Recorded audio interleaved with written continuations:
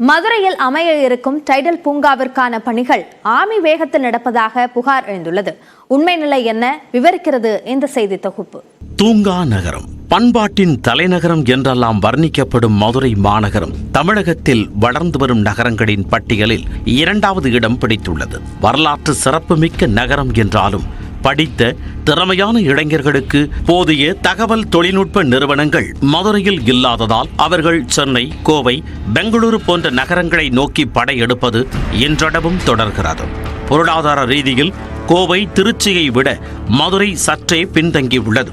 இந்த நிலையை மாற்றும் வகையில் கடந்த 2022ஆம் ஆண்டு செப்டம்பரில் நடந்த சிறு குறு மற்றும் நடுத்தர தொழில்களுக்கான தென்மண்டல மாநாட்டில் 10 ஏக்கர் பரப்பளவில் 1200 கோடி ரூபாய் மதிப்பில் டைடல் பூங்கா அமைய இருப்பதாகவும் இதனால் 10,000 பேருக்கு வேலை வாய்ப்பு கிடைக்கும் என்றும் முதலமைச்சர் அறிவித்தார்.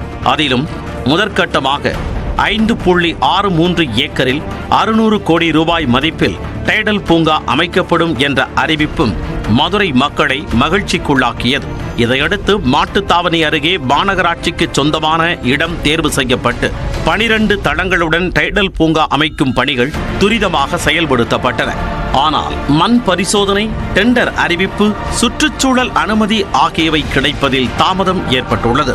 மேலும் முதற்கட்ட திட்டத்தின் நிதி 345 கோடி ரூபாயாகவும் குறைக்கப்பட்டது. இது ஐடி ஊழியர்கள் மத்தியில் அதிருப்தியை ஏற்படுத்தி உள்ளது.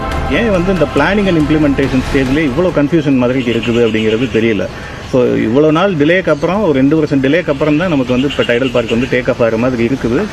இதுவாவது இன்னும் ஃபர்தர் டிலே இல்லாமல் இந்த ப்ராஜெக்டாவது டேக் ஆஃப் ஆகணுங்கிறது எங்களோட எதிர்பார்ப்பு.